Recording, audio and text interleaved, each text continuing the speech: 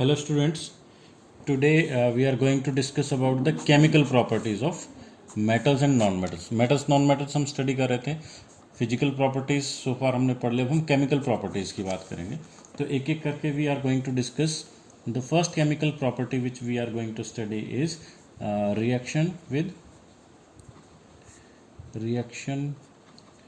With oxygen. ये आप इस तरीके से भी कह सकते हो, रिएक्शन विद ऑक्सीजन, और इसको आप बर्निंग भी कह सकते हैं, बर्निंग इन एयर, या ऑक्सीडेशन भी कह सकते हैं. यहाँ पे थोड़ा सा मैं आपको कॉन्सेप्ट क्लियर कर देता हूँ. केमिस्ट्री में ये सभी चीज़ें एक ही बात हैं, चाहे वो ऑक्सीजन के साथ रिएक्शन हो, चाहे वो बर्निंग कह लो आप, चाहे ऑक्सीडेशन कह लो. लेकिन बर्निंग थोड़ा सा हमारा कॉमन नोशन ये है कि लोग ये समझते हैं कि मेटल्स में आग नहीं लगती, मेटल्स बर्न नहीं होती, मेटल्स बहुत स्ट्रांग होती हैं, तो उनको बर्निंग से थोड़ा सा ये लगता है. लेकिन chemically in the presence of air burning of metal is perfectly okay, क्योंकि वो ऑक्सीडाइज हो जाती हैं मेटल्स. तो हम सबसे पहले मैं आपको एक जनरल रिएक्शन बताता हूँ कि होता क्या है. जब भी कोई मेटल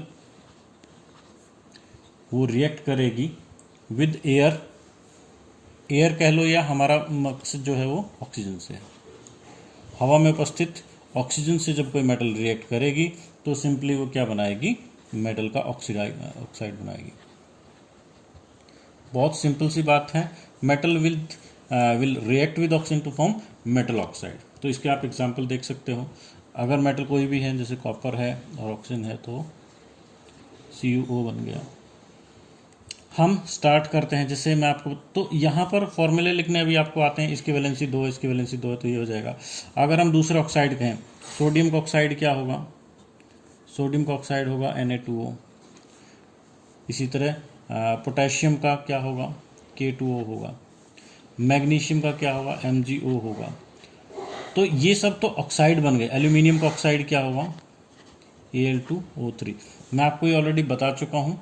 ऑक्सीजन की वैलेंसी 2 है तो यहाँ पर आ गई, और एल्यूमिनियम की 3 है तो यहाँ पर. तो ये सभी रिएक्शंस हम ऐसे लिख सकते हैं कि sodium plus oxygen giving Na2O, और magnesium plus oxygen giving MgO. तो this is the basic reaction. A metal will react with oxygen to form metal oxide. लेकिन यहाँ पे देखने वाली बात यह है कि सभी मेटल रिएक्ट करती हैं और ऑक्साइड बनाते हैं. ऑक्साइड आप वैलेंसी के हिसाब से देख सकते हो. एक ही चीज़ है जो नोट करने वाली है, वो ये कि इनका rate of reaction is different. Rate जो होता है वो काफ़ी डिफरेंट होता है. डिफरेंट होता है मतलब some metals are easily oxidised too while some are not easily oxidised. तो जो सोडियम है, सोडियम एंड पोटेशियम, ये सब सोडियम एंड पोटेशियम, ये दोनों ऐसी मेटल हैं जो बहुत तेज़ी से ऑक्सीडाइज हो जाती हैं. ये तो हवा में, एयर में भी आप इनको ओपन छोड़ दोगे तो दे विल गेट ऑक्सीडाइज्ड, वो हवा में ऑक्सीडाइज हो जाती हैं. ठीक है. और लाइकवाइज अगर हम सोडियम एंड पोटेशियम में टॉक्ड कि वो अपने आप ही ऑक्सीडाइज हो जाते हैं. अगर हम मैग्नीशियम की बात करें तो लैब में जनरली ये एक्सपेरिमेंट किया जाता है. मैग्नीशियम का रिबन होता है और उस रिबन को हम थोड़ा सा गर्म करते हैं तो बर्न हो जाता है. यहाँ पर कहने का मतलब मैग्नीशियम को हमें हीट करना पड़ेगा, गर्म करना पड़ेगा, तभी जाके वो रिएक्शन होगी. तो जहाँ पर सोडियम है, पोटेशियम है, वो बहुत तेज़ी से ऑक्सीडाइज हो जाते हैं. बाकी मेटल्स को धीरे धीरे फिर गर्म करने पे ऑक्सीडाइज होती हैं. एल्यूमिनियम भी एयर की उपस्थिति में अपना ऑक्साइड बना लेता है. एक लेयर जो है वो एल्यूमिनियम के ऊपर भी देखी जा सकती है. कॉपर बहुत ज़्यादा, आयरन भी गर्म होने पे ऑक्सीडाइज हो जाता है, और एयर की प्रेजेंस में, मॉइस्चर में रस्टिंग का एक प्रोसेस है, वो हम बाद में बताएंगे. तो आयरन का भी ऑक्सीडेशन हो जाता है. कॉपर को बहुत ज़्यादा जब आप रेड हीट करते हो तो उसके ऊपर कॉपर ऑक्साइड डिपॉजिट होना शुरू होता है. यानी कि इनकी डिफ़िकल्टी बढ़ती जाती है ऑक्सीडाइज होने की. कुछ मेटल्स तेज़ी से ऑक्सीडाइज होती हैं, कुछ गर्म करने पे, कुछ बहुत ज़्यादा गर्म करने पे, कुछ रेड हॉट करने पे. और एक चीज़ मैं बता दूं, कुछ मेटल्स ऐसे ही हैं like silver, gold, they do not oxidise. होती ही नहीं, there is no oxidation, means generally speaking उनके अंदर ऑक्सीडेशन होता ही नहीं, इसीलिए इनको नोबल मेटल बोलते हैं, देयर शेप नोबल मेटल बोलते हैं। यानी कि इसीलिए ऑर्नामेंट्स पहनने के लिए जो आभूषण हैं वो इन मेटल्स के बनाए जाते हैं, क्योंकि हवा का इनके ऊपर कोई बहुत ज़्यादा असर नहीं होता है। ठीक है, तो यहाँ पर हमने एक रिएक्शन देखी, what happens when metals react with oxygen. Now will talk about the second property, reaction with water. तो how do metals react with water, पानी के साथ वो कैसे रिएक्ट करते हैं, ये इनकी सेकंड केमिकल प्रॉपर्टी है। सो जनरल रिएक्शन मैं आपको बता देता हूँ। एक मेटल है दैट रिएक्ट्स विद वाटर और सिंपली H2O, तो ये क्या बनाएगी, मेटल का ऑक्साइड बनाएगी, या फिर हाइड्रोक्साइड भी बना सकती है। ठीक है, और साथ में हाइड्रोजन लिबरेट होगी, अगर मेटल ऑक्साइड बनाती है तो हाइड्रोजन लिबरेट होगी।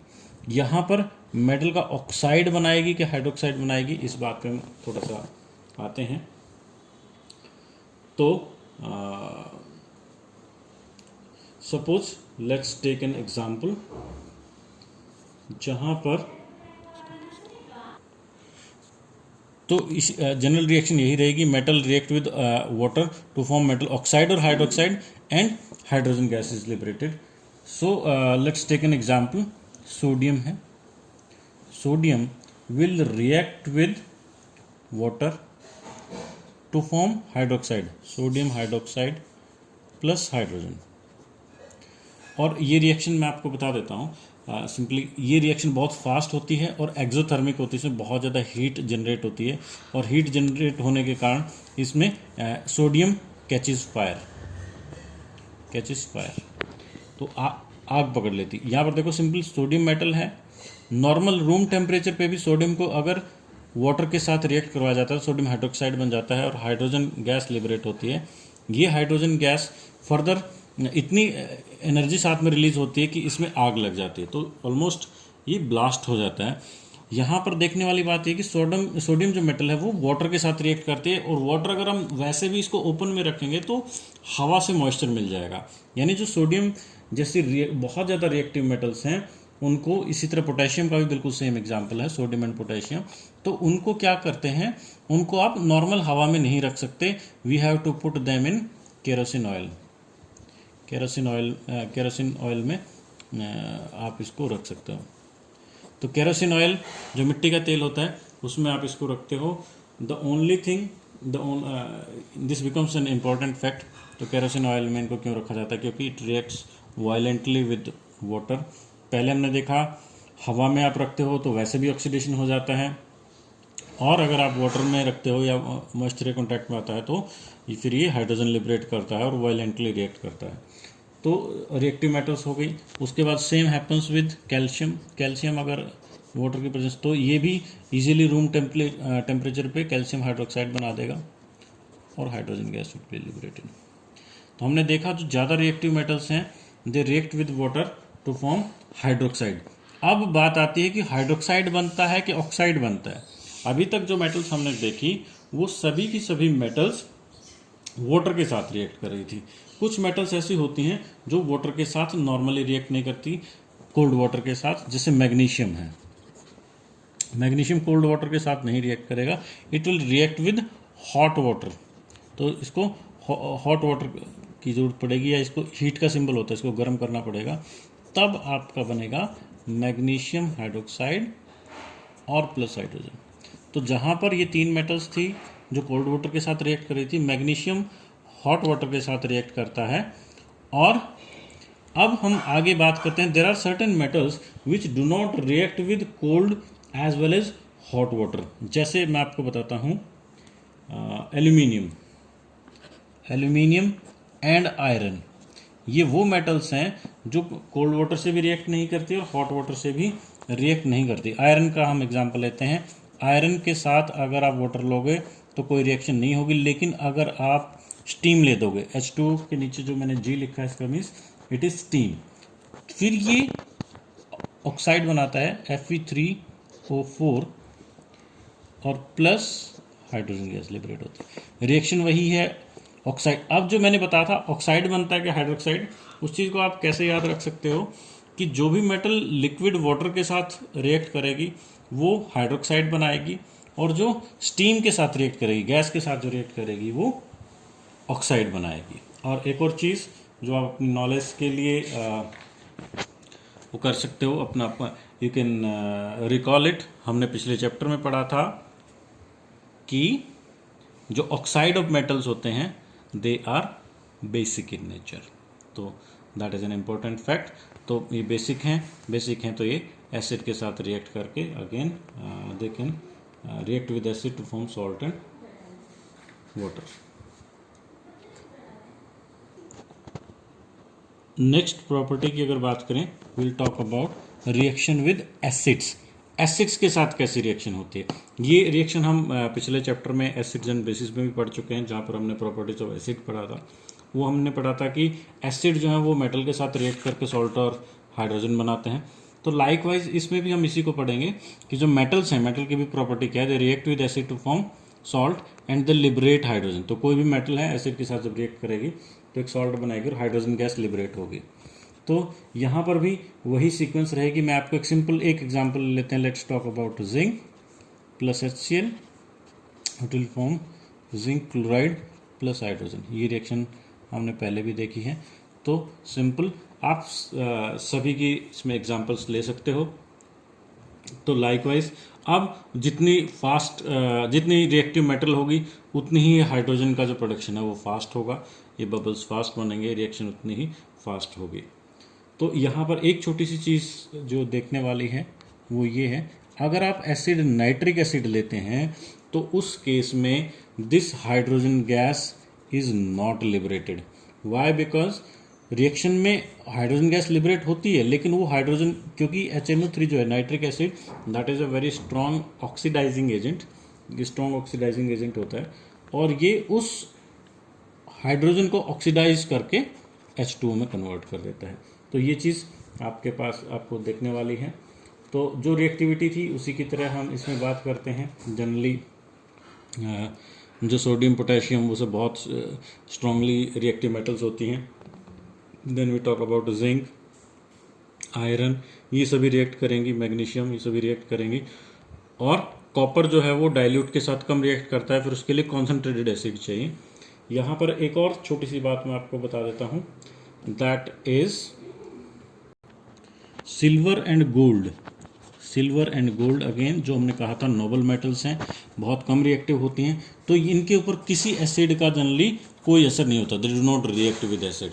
तो अगेन ये बात फिर कंफर्म हो जाती है, हम ऑर्नामेंट्स गोल्ड और सिल्वर के क्यों बनाते हैं, क्योंकि उनके ऊपर किसी रिएक्शन, किसी एयर का, ऑक्सीजन का, वाटर का, एसिड का, किसी का अटैक नहीं होता, इसीलिए उनकी लाइफ बहुत ज़्यादा होती है। तो इसीलिए जो ऑर्नामेंट्स हैं वो इनके बनाए जाते हैं। यहाँ पर एक इम्पोर्टेंट रिएजेंट का नाम मैं आपको बताने जा रहा हूँ, एक्वा रेजिया। इस नाम को आप नोट कर सकते हैं, एक्वा रेजिया। ये एक लैटिन वर्ड है that means royal water. Royal water इसका नाम होता है। ये एक रिएजेंट है एक्वा रेजिया। मैं बताता हूँ आपको क्या होता है। दो एसिड लेते हैं, HCl और HNO3, HCl एंड HNO3, और दोनों के दोनों कॉन्सेंट्रेटेड डाइल्यूट नहीं, कॉन्सेंट्रेटेड HCl, और 3 पार्ट्स 3:1 का रेशियो लेते हैं। ये डेफिनेशन फिर एक बार ध्यान से आप नोट कर लें। Aqua regia is a combination of 2 acids, concentrated HCl and concentrated HNO3 which is nitric acid. Hydrochloric acid plus nitric acid दोनों कॉन्सेंट्रेटेड 3:1 के रेशियो में लेंगे, और इसके इनके मिक्सचर को कहा जाएगा एक्वा रेजिया। ये इकलौता ऐसा मिक्सचर है which can dissolve gold and silver in it. तो जो गोल्ड और सिल्वर जो किसी से रिएक्ट नहीं कर रहे थे वो एक्वा रेजिया से रिएक्ट कर लेंगे। ये क्वेश्चन बहुत ज़्यादा इंपॉर्टेंट हो जाता है, एक्वारेजिया के बारे में पूछ लिया जाता है, या फिर एक सिचुएशन बेस्ड क्वेश्चन पूछ लिया जाता है कि suppose somebody comes to your house, कोई आपके घर पे आता है और आपको कहता है कि फ्री में आप अपने ऑर्नामेंट्स को जो है सोल्यूशन से साफ करवा लो, जो मैले पड़ जाते हैं आभूषण जो है घर में, जो ऑर्नामेंट्स हैं, गोल्ड चेन वगैरह है, तो उनको आप साफ करवा सकते हो फ्री में।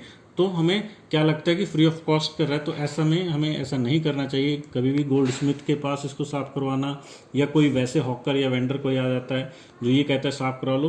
तो इसेंशियली होता क्या है कि उनके पास एक्वारेजिया होता है, और वो जब सोल्यूशन में इसको धोते हैं तो इसकी स्मॉल अमाउंट उनके अंदर डिजॉल्व हो जाती है, और क्योंकि ये बहुत प्रीशियस मेटल्स हैं, बहुत महंगी मेटल्स हैं, तो हमें लॉस हो जाता है। इस तरह से भी इस पर क्वेश्चन बनता है। तो these are about the chemical properties of metals and non-metals. Thank you.